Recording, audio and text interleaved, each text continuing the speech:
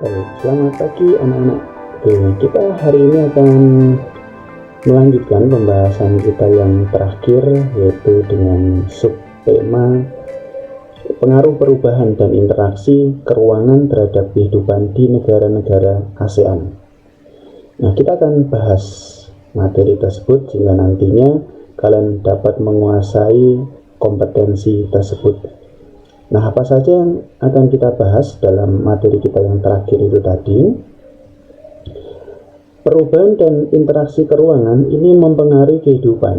Nah, apa saja yang bisa mempengaruhi kehidupan dari perubahan dan interaksi keruangan? Ada 4 poin yang akan kita bahas. Yang pertama adalah faktor alam. Kemudian yang kedua, perkembangan ilmu pengetahuan dan teknologi. Kemudian yang ketiga, ekonomi, dan yang keempat, konversi lahan. Baik, kita akan bahas satu persatu dari 4 hal tersebut yang mempengaruhi kehidupan masyarakat dari perubahan dan interaksi keruangan. Kita bahas yang pertama. Sekarang kalau kalian perhatikan dari gambar yang ada di situ, tentu kita bisa melihat, tentu kita bisa memastikan itu dari faktor alam. Betul. Nah, kita bahas yang pertama. Perubahan interaksi keruangan ini bisa mempengaruhi kehidupan masyarakat itu dari faktor alam. Nah, faktor alam itu bisa kita kelompokkan dalam 3 bagian. Yang pertama adalah faktor iklim. Secara umum, kalau kita kembali pada letak astronomisnya negara-negara ASEAN, negara-negara tersebut berada pada kelompok iklim tropis. Tentu kita masih ingat bahwa iklim tropis itu adalah kelompok iklim yang mempunyai 2 musim. Masih ingat musimnya? Ya, yaitu musim penghujan dan musim kemarau. Nah, musim penghujan dan musim kemarau itu disebabkan oleh perubahan angin yang terjadi setiap 6 bulan sekali berganti arahnya, atau yang dinamakan dengan angin muson. Ya, jadi angin muson ini adalah angin yang berganti arah setiap 6 bulan sekali.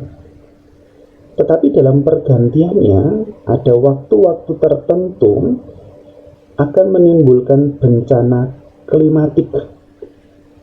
Salah satu contohnya adalah gambar yang pertama ini.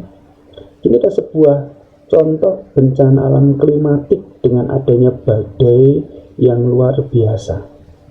Badai yang sangat besar yang disebabkan adanya pergantian arah angin. Nah, dari faktor iklim ini tadi pun, ini bisa menyebabkan adanya kerjasama. Kalau salah satu negara dari negara anggota ASEAN ini mengalami bencana, maka tidak kemudian negara yang lain diam, tetapi justru akan bekerja sama untuk saling tolong-menolong. Ini dari faktor alam, faktor yang pertama iklim. Kemudian yang kedua, faktor yang kedua dari faktor alam ini bisa dilihat dari geologi. Ya. Geologi itu adalah lempengan batuan. Maka kalau kita lihat kembali, ingat kembali, negara-negara Asia Tenggara ini berada dalam 3 lempengan bumi yang besar, yaitu lempeng Indo-Australia, lempeng Eurasia, dan lempeng Samudra Pasifik. Nah, ketiga lempengan itu adalah lempengan yang tidak diam. Lempengan-lempengan itu bergerak. Maka pergerakan dari lempengan tersebut bisa menjadikan tabrakan atau tumbukan antar lempeng. Nah, kira-kira kalau antar lempeng itu saling bertabrakan, dampaknya apa kira-kira? Ya, pasti akan terjadi bencana yang dinamakan sebagai bencana geologis. Salah satu contoh bencana geologis yang kita bisa ingat di Indonesia yaitu pada tahun 2004 setelah hari Natal tanggal 26 Desember terjadi bencana tsunami yang luar biasa. Ini menjadi bencana nasional untuk Indonesia. Ya. Satu kota yaitu Aceh terlanda tsunami. Terjadi gelombang pasang yang luar biasa. Sampai berkilo-kilometer air itu menerjang daratan dari adanya tumbukan lempeng yang ada di dasar laut. Dan itu pun juga menimbulkan terjadinya kerjasama ini. Negara-negara lain tidak hanya di Asia Tenggara, tapi di negara yang lain, dari benua yang lain pun membantu Indonesia. Kemudian faktor alam yang ketiga, yaitu dari ketersediaan sumber daya alam. Sekarang kalau di negara-negara Asia Tenggara itu secara keseluruhan rata-rata pasti mempunyai beraneka macam sumber daya alam. Satu negara yang sedikit bahkan sumber daya alamnya yaitu negara Singapura, itu adalah negara yang sangat sedikit sumber daya alamnya.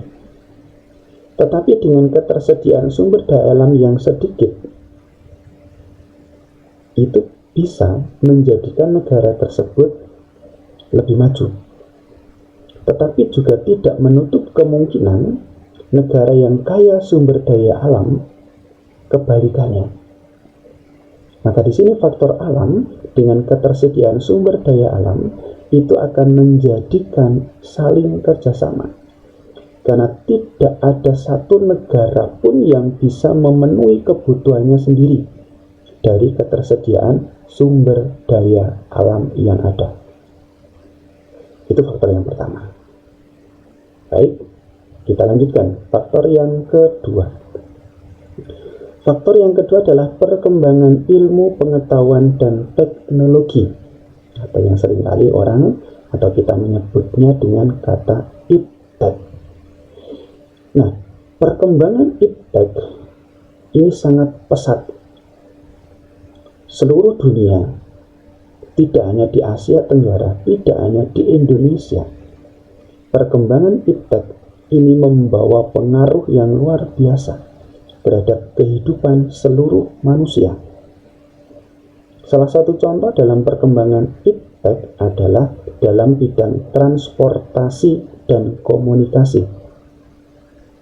Dalam bidang transportasi, banyak dibangun bandara-bandara seperti yang ada di Indonesia, di daerah Kulon Progo ini, ya, di daerah Kulon Progo dibangun bandara. Ini adalah tujuan dari transportasi, perkembangan transportasi. Ya. Kemudian yang kedua, komunikasi. Perkembangan komunikasi juga merupakan perkembangan iptek yang luar biasa. Ya. Orang sekarang sangat dimudahkan dalam berkomunikasi. Sangat dimudahkan. Kita nggak perlu bersusah payah. Kalau dulu harus pergi ke kantor pos, gitu ya. Kalau sekarang tanpa ke kantor pos, orang sudah bisa berkomunikasi. Bahkan jarak menjadi sangat dekat. Itu dengan adanya komunikasi. Nah, dalam perkembangan iptek tentu ada dampaknya.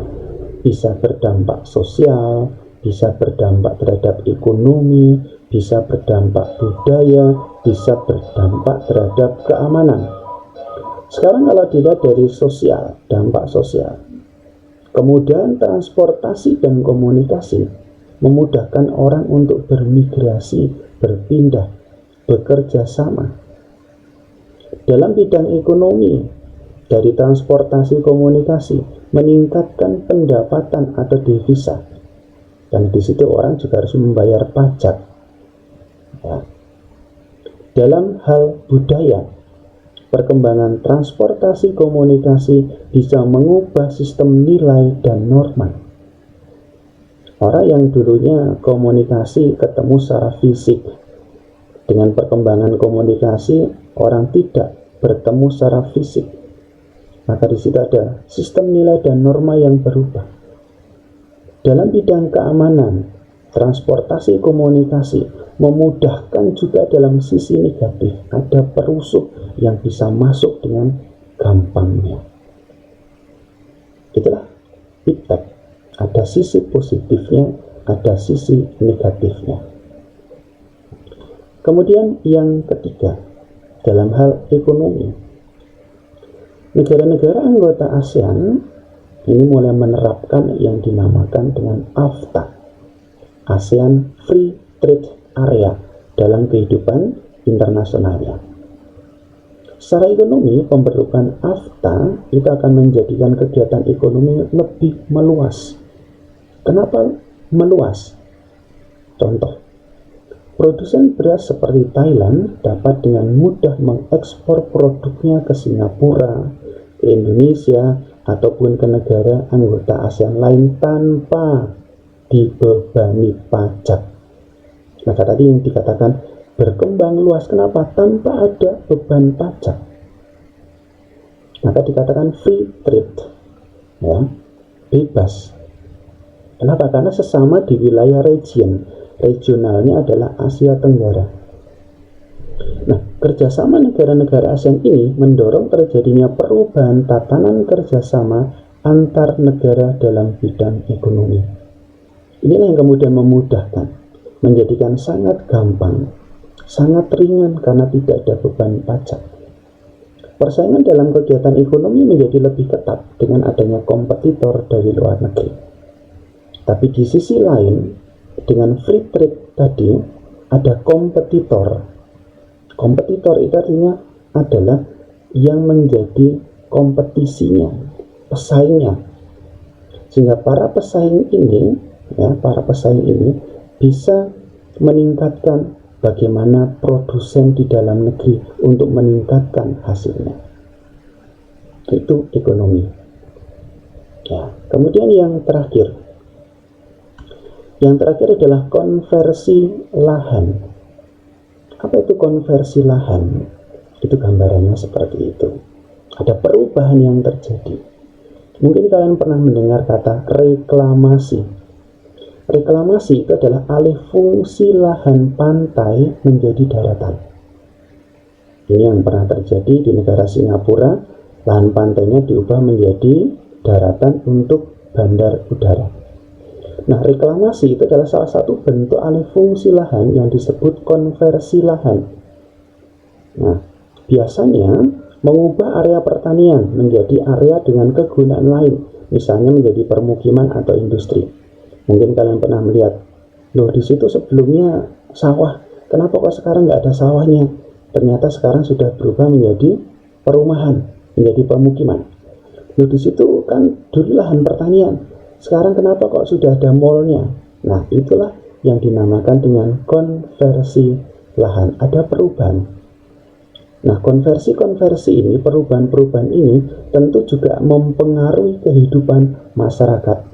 Tidak hanya di Indonesia, tetapi juga di negara-negara lain, termasuk ASEAN. Oke, itu anak-anak yang dapat kita pelajari untuk hari ini. Materi kita yang terakhir tentang perubahan interaksi keuangan yang mempengaruhi kehidupan masyarakat yang ada di Asia Tenggara. Silakan kalian perdalam lagi wawasan kalian. Silakan kalian baca sumber yang lebih banyak lagi, maka kita akan lebih mengembangkan wawasan dan pengetahuan kita. Selamat belajar, selamat menimba ilmu, selamat memperluas pengetahuan kalian.